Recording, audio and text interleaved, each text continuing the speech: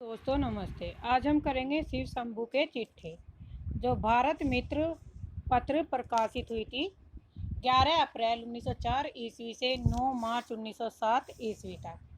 इसके लेखक है बाल मुकुंद घोष। 1904 ईस्वी से 1907 ईस्वी के मध्य भारत मित्र में प्रकाशित शिव शंभू के चिट्ठे। इस दौरान भारत मित्र के संपादक स्वयं बाल मुकुंद गुप्त थे।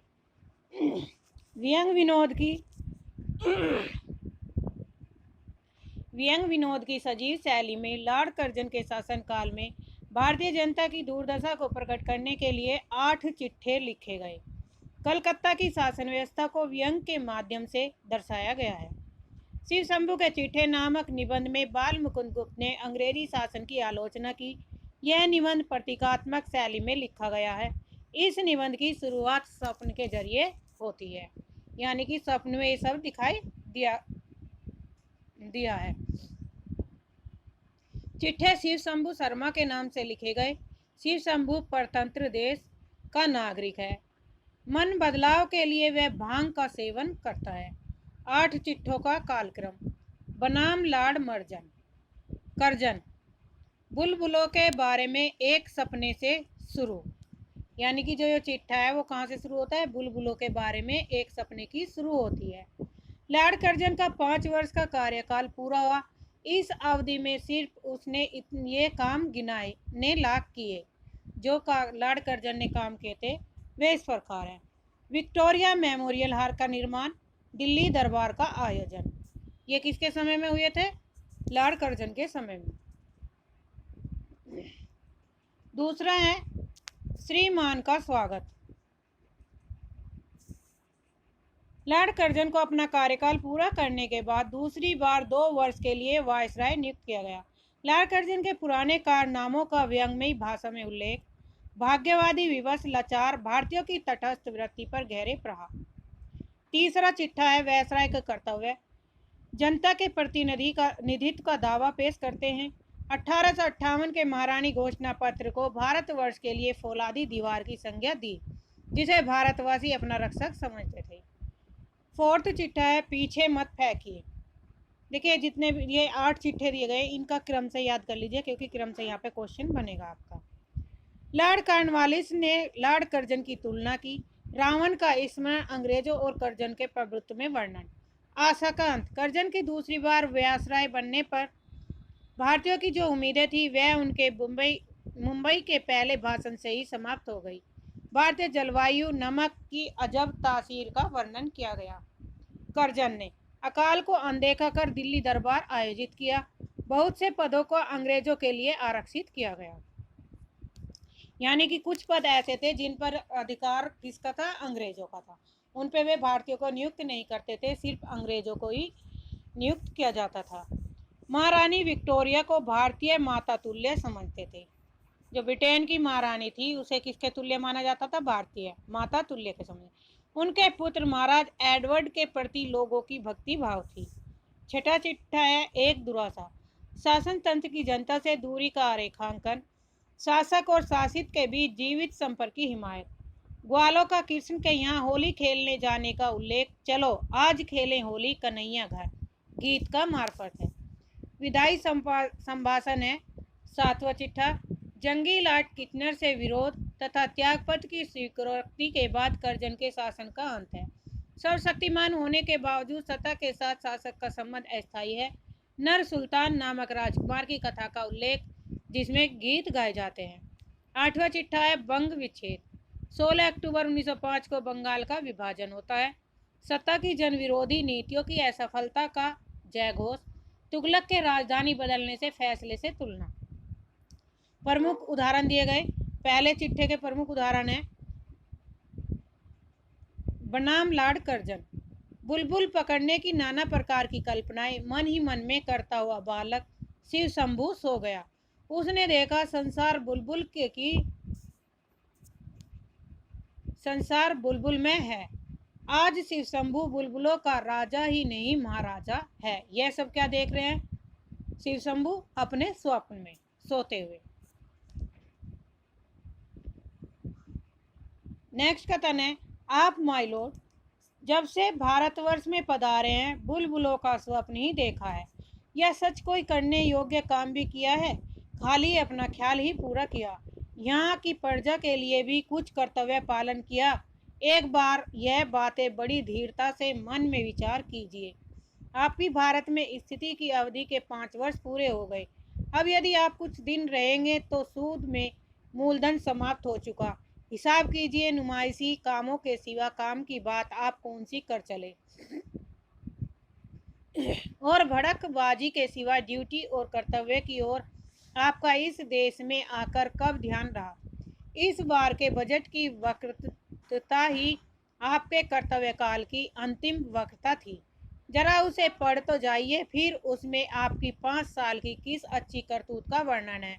आप बारंबार अपने दो अति तुम तराक से भरे कामों का वर्णन करते हैं, एक विक्टोरिया मेमोरियल हॉल और दूसरा दिल्ली दरबार।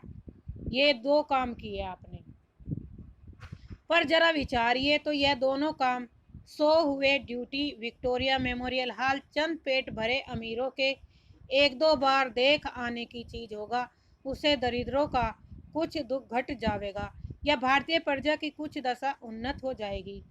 ऐसा तो आप भी न समझते होंगे। वेरी इंपॉर्टेंट कथन है। अब दरबार की बात सुनिए कि क्या था। आपके ख्याल से वह बहुत बड़ी चीज था, पर भारतवासियों की दृष्टि में वह बुलबुलों के स्वप्न में बढ़कर कुछ न था। यह सब क्या था? सिर्फ एक बुलबुल के समान स्वप्न था। जहाँ जहाँ से वे जलूस के हाथी आए, वहीं वहीं सब लौट गए।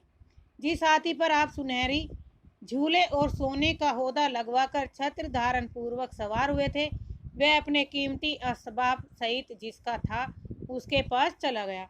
आप भी जानते हैं कि वह आपका नहीं, और दर्शक भी जानते हैं कि आपका नहीं। दरबार में जिस सुनहरी सिंहासन पर विराजमान होकर आपने भारत के सब राजा महाराजाओं की सलामी ली थी, वह भी वहीं तक था, और आप स्वयं भली भांति जानते हैं कि वह आपका न था। वह भी जहाँ से आया था वहीं चला गया। यह सब चीज़ें खाली नुमाइशी थी। भारतवर्ष में वह पहले से ही मौजूद थी। क्या इन सब से आपका कुछ गुण प्रकट हुआ? लोग विक्रम को याद करते हैं, उसके सिंहासन को, अकबर को उसके तख्त को, शाहजहां की इज्जत और उसके गुणों से थी, तख्ते ताउस से थी।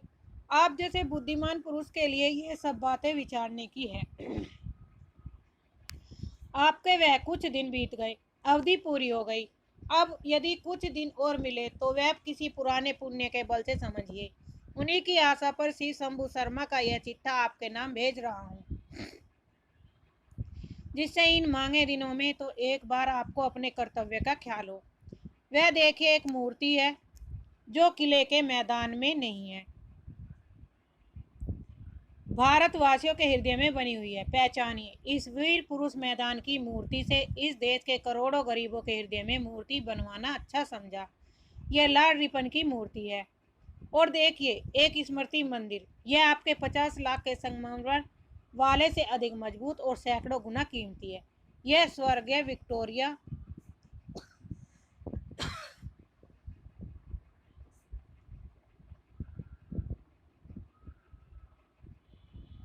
विक्टोरिया महारानी का सन 1858 का घोषणा पत्र है।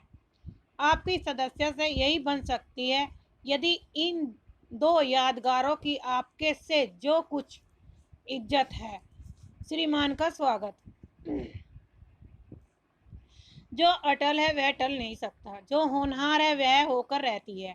इसी से फिर 2 वर्ष के लिए भारत के वायसराय और जनरल होकर लॉर्ड कर्जन आते हैं।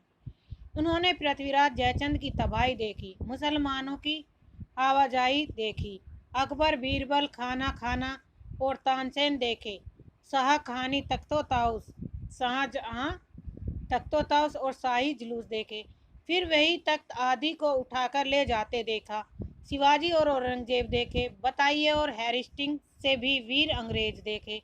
देखते देखते बड़े शौक से लॉर्ड कर्जन का हाथियों का जुलूस और दिल्ली दरबार देखा। तीसरे कथन है वायसराय के कर्तव्य से संबंधित महत्वपूर्ण कथन। माय लॉर्ड, आपने इस देश में फिर पदार्पण किया, इससे यह भूमि कृतार्थ हुई। विद्वान, बुद्धिमान और विचारशील पुरुषों के चरण जिस भूमि पर पड़ते हैं वे तीर्थ बन जाती है। आप में उक्त 3 गुणों के सिवा चौथा गुण राज शक्ति का है।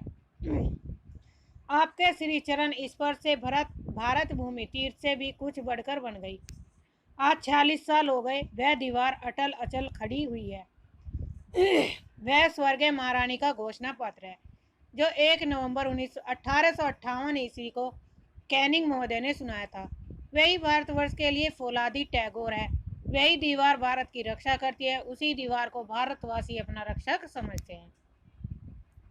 यह वह देश है जहाँ की प्रजा एक रामचंद्र के राज तिलक पाने के आनंद में मस्त थी। अगले दिन अचानक रामचंद्र वन को चले तो रोती रोती उनके पीछे जाती थी। भरत को उस प्रजा का मन प्रसन्न करने के लिए कोई भारी दरबार नहीं करना पड़ा, हाथियों को जुलूस नहीं निकालना पड़ा, बरंच दौड़कर वन में जाना पड़ा। रामचंद्र को फिर अयोध्या में लाने का यत्न करना पड़ा। जब वह न आए तो उनकी खड़ाऊ को सिर पर धरकर अयोध्या तक आए और खड़ावों को राज सिंहासन पर रखकर स्वयं 14 साल तक वल्कल धारण करके उनकी सेवा करते रहे। तब प्रजा ने समझा कि भरत अयोध्या का शासन करने योग्य है। पीछे मत फेंकिए। चिट्ठे का कथन महत्वपूर्ण है। जुलाई सन 1805 में लॉर्ड कॉर्नवालिस दूसरी बार भारत के गवर्नर जनरल होकर कलकत्ते में पधारे। उस समय ईस्ट इंडिया कंपनी की सरकार पर चारों ओर से चिंताओं की भरमार हो रही थी। आशंकाएं उसे दम नहीं लेने देती थी। सारांश यह है कि लॉर्ड कॉर्नवालिस के समय आपके समय बड़ा ही भेद हो गया। संसार में अब अंग्रेजी प्रताप अखंड है। भारत के राजा अब आपके हुक्म के बंद हैं। उनको लेकर चाहे जुलूस निकालिए, चाहे दरबार लगाइए, दरबार बनाकर कराइए। उन्हें चाहे विलायत भिजवाइए, चाहे कलकत्ते बुलवाइए, जो चाहे सो कीजिए, वह हाजिर है। नेक्स्ट कथन है, जिस जाति से पुरानी कोई जाति इस धराधाम पर मौजूद नहीं, जो 1000 साल से अधिक की घोर पराधीनता सहकर भी लुप्त नहीं हुई जीती, जिसकी पुरानी सभ्यता और विद्या की आलोचना करके विद्वान बुद्धिमान लोग आज भी मुग्ध होते हैं, जिसने सदियों पर पृथ्वी पर अखंड शासन करके सभ्यता और मनुष्यत्व का प्रचार किया, वह जाति क्या पीछे हटाने और धूल में मिला देने योग्य है? आप जैसे उस श्रेणी के विद्वान के जी में यह बात कैसे समाई कि भारतवासी बहुत से काम करने योग्य नहीं और उनको आपके सजाते ही कर सकते हैं? आप परीक्षा करके देखिए कि भारतवासी सचमुच उन ऊंचे से ऊंचे कामों को कर सकते हैं या नहीं जिनको आपके सजाते कर सकते हैं। श्रम में, बुद्धि में, विद्या में और काम में, वक्ता और सहिष्णुता में, किसी बात में भी इस देश के निवासी संसार में किसी जाति के आदमियों से पीछे रहने वाले नहीं। वरन 2-1 गुण भारतवासियों में ऐसे हैं कि संसार भर में किसी भी जाति के लोग उनका अनुकरण नहीं कर सकते।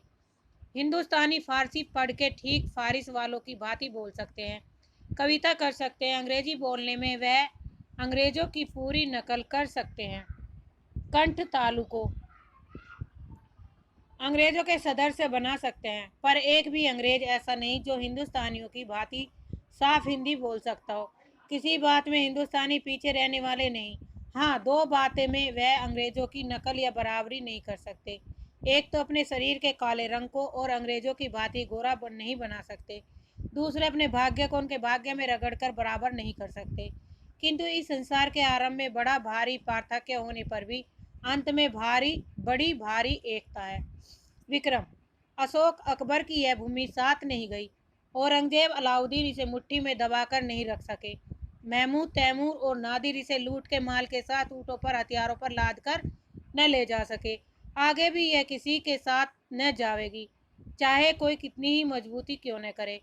इस समय भगवान से इसे एक ही जाति के हाथ में अर्पण किया, जिसकी बुद्धि, विद्या, प्रताप का संसार भर में डंका बज रहा है। माय लॉर्ड, उसी जाति की ओर से आप इस देश के 30 करोड़ प्रजा के शासक हैं। इनमें किन किन का नाम आया, ये इम्पोर्टेंट कथन है। जैसे विक्रम, अशोक, अकबर, औरंगजेब, अलाउद्दीन, फिर महमूद, तैमूर और नादिर। ये कथन क्या है, वेरी इंपॉर्टेंट है। यहाँ से इनके नाम पूछे जा सकते हैं कोर्ट में। अब यह विचारना आप ही के जिम्मे है कि इस देश की प्रजा के साथ आपका क्या करता है। 1000 साल से यह प्रजा गिरी दशा में है, क्या आपका कर्तव्य है? क्या आप चाहते कि यह और भी 150 साल गिरती चली जावे, जिसके गिरने में बड़े से बड़ा इतना ही लाभ है कि कुछ सकी निर्दय शासकों की यथेच्छाचारिता कुछ दिन और चल सकती है, किंतु इसके उठाने और संभालने में जो लाभ है उनकी तुलना नहीं हो सकती। इतिहास में सदा नाम रहेगा कि अंग्रेजों ने एक गिरिजाति के 30 करोड़ आदमियों को उठाया। माय लॉर्ड, दोनों में जो बात पसंद हो वह कर सकते हैं। कहिए क्या पसंद है, पीछे हटना या आगे बढ़ना? नेक्स्ट कथन है आशा का अंत। माय लॉर्ड, इस देश का नमक यहाँ की जलवायु का साथ देता है, क्योंकि उसी जलवायु से उसका जन्म है। उसकी तासीर भी साथ साथ होती रही है। वह पहले विचार बुद्धि खोता है, पीछे दया और हृदय को भगाता है, उदारता को हजम कर जाता है, अंत को आंखों पर पट्टी बांधकर, कानों में ठीठे ठोककर, नाक में नकेल डालकर आदमी को जिधर तिधर घसीटता फिरता है। इंपोर्टेंट कथन है। हजम कर जाता है, पीछे दया हृदय भागता, उदारता को हजम कर जाता, अंत को आंखों पर पट्टी बांधकर, कानों में ठीठे ठोककर, नाक में नकेल डालकर आदमी को जिधर तिधर घसीटता फिरता है। उसके मुंह से खुल्लम खुल्ला इस देश की निंदा कराता है। आदमी के मन में वह यही जमा देता है कि जहाँ का खाना वहाँ की खूब निंदा करना, अपनी सेखी मारते जाना। हम लोग उस नमक की तासीर से बेअसर नहीं है, पर हमारी हड्डियाँ उसी से बनी हैं। इस कारण हमें इतना ज्ञान रहता है कि हमारे देश की नमक की क्या तासीर है। हम लोग खूब जानते थे कि यदि श्रीमान कहीं दूसरी बार भी आ गए तो एकदम नमक की खान में जाकर नमक हो जाएंगे। इसी से चाहते थे कि दोबारा आप न आवें, पर हमारी पेश न गई। आप आए और आते ही उस नमक की तासीर का फल अपने कौंसिल और कन्वोकेशन में प्रकट कर डाला। एक दुरासा तो भी इतना संदेश भंगर सिंबू शर्मा अपने प्रभु तक पहुंचा देना चाहता है कि आपके द्वार पर होली खेलने की आशा करने वाले एक ब्राह्मण को कुछ नहीं तो कभी कभी पागल समझकर ही स्मरण कर लेना। वह आपकी गूंगी प्रजा का एक वकील है, जिसके शिक्षित होकर मुंह खोलने तक आप कुछ करना नहीं चाहते। वेरी इंपॉर्टेंट कथन है यहाँ पे एक दुरासा चिट्ठे का। विदाई संभाषण। बिछड़न समय बड़ा करुणा उत्पादक होता है, बड़ा पवित्र, बड़ा निर्मल और बड़ा कोमल। वैर भाव छूटकर शांत रस का आविर्भाव उस समय का होता है। कृपा करके बतलाइए, क्या कर्तव्य आप इस देश की प्रजा के साथ पालन कर चले? क्या आंख बंद करके मन माने हुक्म चलाना और किसी की कुछ न सुनने का नाम ही शासन है? क्या प्रजा की बात पर कभी कान न देना, उसको दबाकर उसकी मर्जी के विरुद्ध जिद से सब काम किए चले जाना ही शासन कहलाता है? बंग विच्छेद। गत 16 अक्टूबर को बंग विच्छेद या बंगाल पार्टीशन हो गया। पूर्व बंगाल और आसाम का नया प्रांत बना।